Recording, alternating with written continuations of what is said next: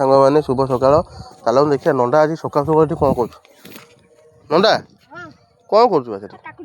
କାକୁଡ଼ି ତୋଳୁଛୁ? ଆରେ ରବିବାରଟା ଅଛି, ତାପରକୁ ସଂକ୍ରାନ୍ତିଟା, ମନ୍ଦିର ଫନ୍ଦିର ଯାଇଥାନ୍ତୁ କି କେଉଁଠି ବୁଲାବୁଲି କରି ଯାଇଥାନ୍ତୁ। ଆଉ ତୁ ଖେଳ ଦେଖିବାକୁ ଯିବୁନି? ଦିଟା ଅଛି, ଏଇ ଏତିକି କିଆରି ତୁ ତୋଳିବୁ ଯିବୁ? ନ ତୋଳ ହବନି? କିଲେ କାକୁଡ଼ି ଖାଇଛି? ହଁ, ନ ତୋଳେ ପାଳ ଭିତରେ ଠିଆ ହବୁ। ଏମାନେ ସବୁ ତୋଳୁଛନ୍ତି, ସେମାନେ ବି ଆଉ ତୁ ପଇସା ଦେଇନୁ?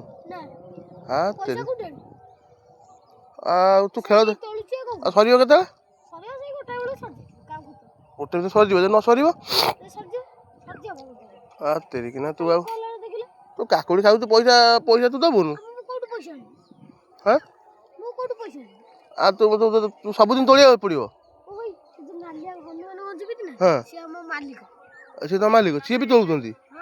ଆଉ ଏ ସବୁ ଲୋକ ମାନେ କ'ଣ ଏ ସବୁ କାକୁଡ଼ି ଖାଇକି ପଇସା ନେଇନାହାନ୍ତି? ଭାଇମାନେ ଦେଖନ୍ତୁ, ନଣ୍ଡା ଭଳି ଏମିତି ବହୁତ ଲୋକ କାକୁଡ଼ି ଖାଇକି ପଇସା ନ ଦେଇକି ତୋଳା ତୋଳି କରୁଛନ୍ତି। ଆଉ କ'ଣ କରିବେ? ଯୋଉ ବାଡ଼େ ହେଲେ ପଇସା ସୁଝିବା ଦରକାର, ଆଉ ନହେଲେ ପାଳ ଭୂତ ବେଳେ ଠିଆ ହେବେ ଆଉ କ'ଣ।